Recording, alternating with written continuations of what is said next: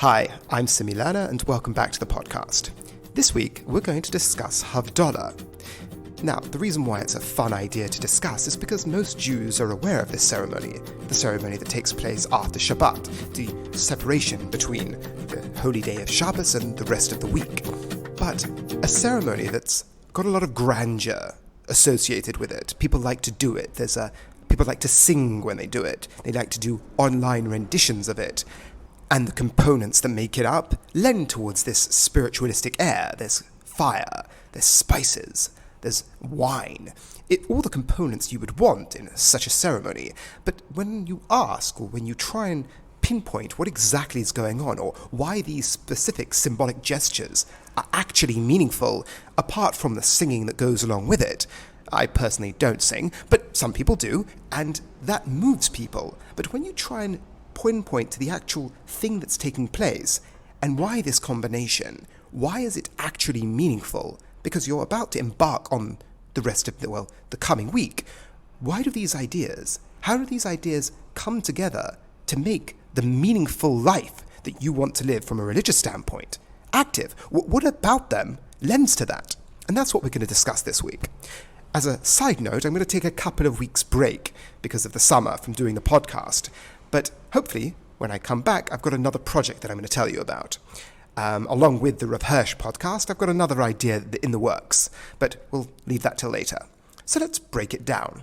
There are three components to Havdalah. There's the fire, there's the spices, and there's the wine. Now, the reason why it's interesting talking about it in this week's parasha is because the idea of brachos, of blessings, comes about. And I thought it was a very apt time to discuss the idea of Havdalah, even though the idea of Havdalah is not discussed in this week's parasha, but the idea of blessings in general are. So, what does Rav Hirsch have to tell us about the idea of Havdalah and how it's meaningful in terms of what we enact, what we live out when we make Havdalah? So I want to avoid going into the definition of a blessing and each word that we say. I want to pinpoint one idea. When it comes to the fire, when it comes to the wine, and when it comes to the spices, we use a specific term. Boirei minei besamim, or boirei moirei ha'esh, or boirei peri ha'gofen.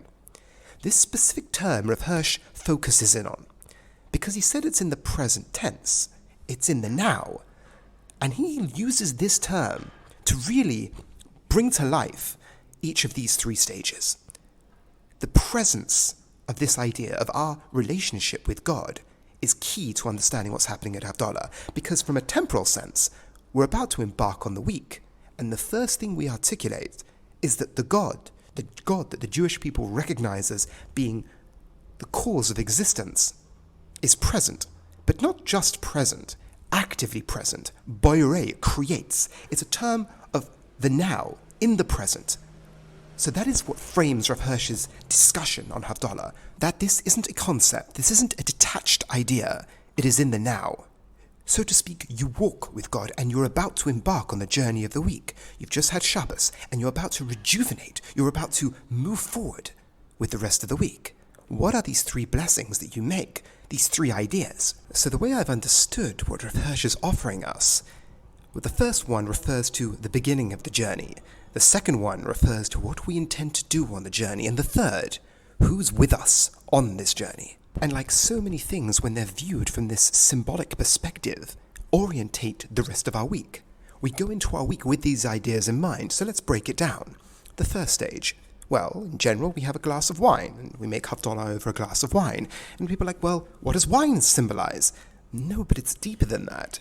When it comes to Havdalah, you don't have to use wine. I mean, if you have wine, that's great, but any popular drink will do. Beer, tea, whatever it may be within your society that symbolizes for you a drink of the nation, something that has a certain amount of reverence to it, a certain amount of pride behind it, you can use that as well. And for Rav Hirsch, this is standing up before the journey of the week, holding in your hand a glass that represents to you personally something greater than mere water. And with that, you start your week. For Rav Hirsch, this is gallantry. This is courage. Make no mistake, you are embarking on a journey, and journeys come with danger. Journeys come with difficulty, and you go into that journey with confidence, symbolized by the liquid that you hold in your hand. Now, moving on to the next stage, we have the fragrances, the besomim. Now, the sense of smell is one of these sort of senses that's often neglected by people thinking in religious terms. But for Rav Hirsch, it is the most spiritual, if you will, of the senses. There's a reason why within the Torah the language of reach nichayach l'Hashem, a pleasant fragrance to God, is used, because it's something that's disconnected. It's not physical per se. I mean, of course it's physical from a chemical standpoint, but it's not something tangibly physical the same way a brick is, but it's directly connected to you. It connects from a distance. It's more tangible than what you hear. It lingers. It revitalizes. It brings people back to life. It's something that's disconnected but so close at the same time. You smell something, your mind, your memory gets woken up to it. You're falling asleep. You can become revitalized by a smell. The sense of smell brought into the context of Havdalah is one that reminds us on two fronts. One, what we achieved over Shabbos, what we took with us from this experience of Shabbos, we should take with us. The same way you take a smell with you, even though it's not there anymore, it lingers. You want this experience to linger throughout your week. But also, on the other side, the revitalizing qualities of smell, of spices specifically, that is the purpose of the week that is coming ahead. You don't want it to be the same as the week that came before. You want it to be revitalized. You want it to be renewed. So these two ideas come together in the spices that we smell. So just bringing it back, you're embarking on the journey of the week. You hold a patriotic drink, a popular drink. You hold wine. You hold something that speaks to you and your nation that you're in. And you go forward into the week with it, with spices, to remind us of what we took from Shabbos. We want to linger. We want it to stay with us. And we want to have that week revitalized. Not to be like the week we just experienced. It can be new. This constant thread of renewal plays its way throughout Judaism, and we see it as we're about to embark on our next week. But then lastly, who is coming with us? We said the journey's beginning, the goal of the journey, and now the last stage. Who's coming with us? We bring in fire. Fire, whether it be from a point of view of anthropology or society and sociology, fire represents man's creative side, human beings' ability to be creative, to harness the world around us, the raw materials, and build technology, advancements, whatever it may be, comes from fire. The ability to cook our food is an essential part of what allows our brains to develop. Fire is what gives us our technological advancements. Whether you're being a plumber, electrician, an accountant, or a lawyer, on some level, the further you abstract it, you're reliant on man's ability of fire, to create fire, to utilize fire. But what does it mean for a Jew once a week where he enters the journey of the rest of the week? One could have the misconception and say, well, I have my religious experience on the Shabbos, now I've got my profane, my secular existence. I'll take the inspiration with me, but this is my secular side of life. Rav Hirsch tells us that that is not the message of the Jew. The Jew doesn't look at his religious life and then gets on with his secular existence. No, they're all touched by the holy. Your life in the workplace is a holy mission. The life on Shabbos, once again, is also a spiritual existence. Just because the mode is different doesn't make the character, the essential character of the being, different. For a Jew, it is all his religious experience. They are both hallowed. There's no, oh, I've got my Shabbos and now I have to get on with my week. No, they are both infused the same way you go to shul on Shabbos. The same way you sit down with your family Friday night on Shabbos and this feels very spiritual.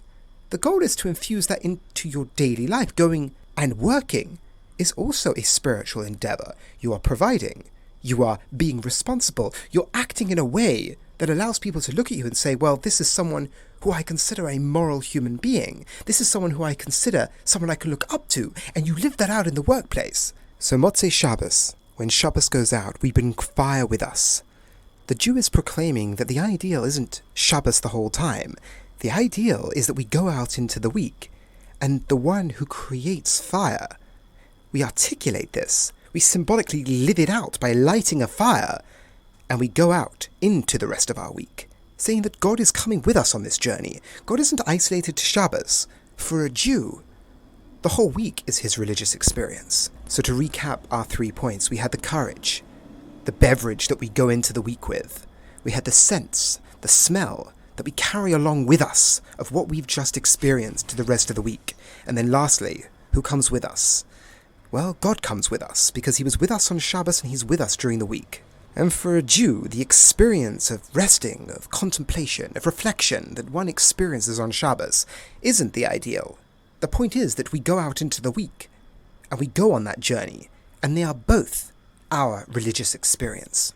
I always found this message very inspiring or empowering from a Jewish standpoint, because often people can look at Judaism as being a religion of the books, if you will. I mean, there's the Shabbos, which is once again the spiritual existence of the Jew, and the study of the books, the study of Torah, the study of Gemara, Talmud Torah being an essential component of what it means to be a Jew, and that can always have the spotlight. And that is true, they are essential. But getting up in the morning and going to work is also essential. And that is also the character of the Jew, living out his religious experience. And without one, you don't really have the other. They form an interdependent relationship. And that is Rav Hirsch's message this week, symbolized by the fire. The one who creates fire goes into the week with us. Once again, as always, thank you very much for listening, and have a wonderful Shabbos. And a wonderful summer.